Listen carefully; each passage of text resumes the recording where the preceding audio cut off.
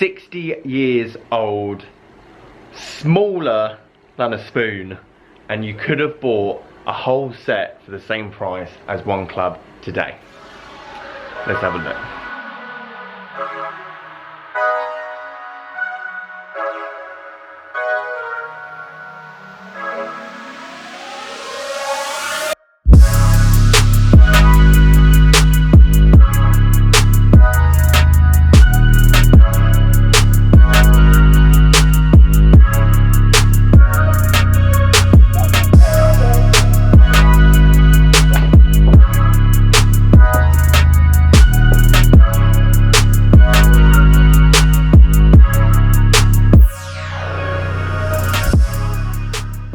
Guys, how you doing? Welcome back to a brand new video. Simon down here at Burford Golf Lab.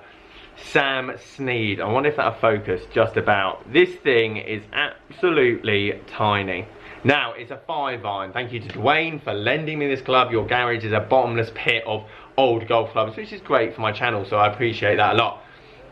Interesting thing about this thing is so tiny. I'll do a video of how small this head looks next to a new golf ball. Golf balls have grown in size, they've got so much harder over the years, and potentially that is the reason why we hit the ball so far nowadays compared to, and why golf courses are struggling to make their tees long enough. Like Augusta, for example, it's not designed to play the game like that. The technology with golf balls and technology has moved on. We can hit the ball so much further.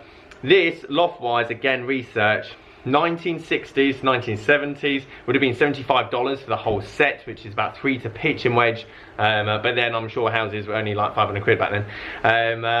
And a 5-irons loft is 31 degrees, which is, to be honest, a 6-iron and a lot of 7-irons. You see a lot of game improvement irons nowadays. 7-irons are actually 31 degrees. So this, when you sit down and you look at it at address, is basically a 7-iron. So it'll be interesting to see how far this goes, what it feels like, what it sounds like. As I said, it's literally tiny. The good thing is that if you hit the face, you're going to find the middle because there's no toe or heel. It's either a shank or you flushed it. But really lightweight. The grip's really worn on this thing. It's tiny. It feels like a normal, like undersized grip. And it's a reg steel shaft. I don't think there was much science really in steel shafts at the time because they were quite new. Anyway, that's a lot of talking. Let's hit this thing. Let's see how far it goes. Guys, if you like this video, leave it a like. As always, please subscribe. Let's do this. And that is against MP18. You're not going to get more blade-like than those two. But again, much bigger, thicker in every angle. Not by much, I'd say. But this was your normal, like, everyday game improvement iron, let's say. This wasn't anything special. This is as small as you can get nowadays. So that is a standard length 7-iron today, Apex Pro. So we're not even talking like a forgiving a long 7-iron either. Relatively mid-handicap, low-handicap iron, and then there is the 5-iron. They're pretty much bang on, exactly the same length. So you can see how much golf clubs have grown for distance and power over the years. Hands down the most interesting iron I have hit ever in my life. It exceeded every expectation I had. I thought it was going to break as soon as it hits the golf ball. And when you catch this one out in the middle, if you did a blind test, I don't think you could tell the difference between that and a blade today. Which is impressive, you think, the amount of technology that we've had over the years. But I'll give you the pros and cons. Just in general, it's no surprise to anyone out there that golf clubs, or especially irons, have got longer in length and less loft, hence why we've seen a great increase in distance. We've also changed the CG, like how high it goes, the spin rate, and companies have played about with that over the years.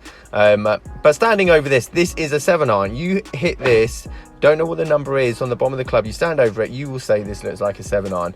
And just from the pure height that the ball was getting, it looked like a 7-iron, yet it was going a 5-iron distance or a 6-iron distance for myself. So I was just throwing them up there. Like if I caught out the middle and I hit it, I was getting this lovely ball flight that was going so high and just landing on the green. This is the problem with it, however. It was going very high, and I think on the golf course in a windy day, I'd struggle to get this down low or controlled or have that shot shape ability. And with the change of lofts and CGs nowadays, it definitely gives us a lot more maneuverability in that kind of shot shaping ability when it comes to the blade style of an iron. However, in terms of distance, if you put the same loft and same length in this as a typical blade, I don't think you'll see any difference in terms of distance. Maybe forgiveness. This definitely doesn't have like a high MOI, so if you hit out the toe, it's going to go right. If you hit out the heel or whatnot, it's going to duck left. But there's a reason why a 3-iron came standard in the set, and there's a reason why a lot of my lessons said, oh, I used to hit a 3-iron really lovely back in the day. It's because the lofts were completely different, and there's a reason why no one really has higher than a 5-iron in their bag anymore, because essentially that is a 3-iron 40 odd years ago, 50 odd years ago, and you would have needed a 3-iron because this just launches it too high. As I said, on a windy day, you need something that's going to be penetrating, you need something that's going to cut through the wind and stop on the green. But in terms of distance, I've got into a bit of a groove here now. I think this is one of the best shots of the session. I nearly holed out from 200 yards. Lovely little shot. But as I said, with the shot, you needed those 3-irons and everything else, just so you can have that shot maneuverability. But overall, I mean, would I say go and buy a set of these? No, because you can go back 20 years ago or even 10 years ago and get a set for the same amount of money, and there's going to be improvements like heavier metals in the head, better shafts, better kick points, something that's going to be slightly more suited. However, what I would say is that I am in a big favour now of single length irons. I see why single length irons, especially from the 4-iron down, could be really key, because I'm rubbish with a 5-iron and a 4-iron in terms of dispersion. When I catch it, brilliant, it goes 220, whatever.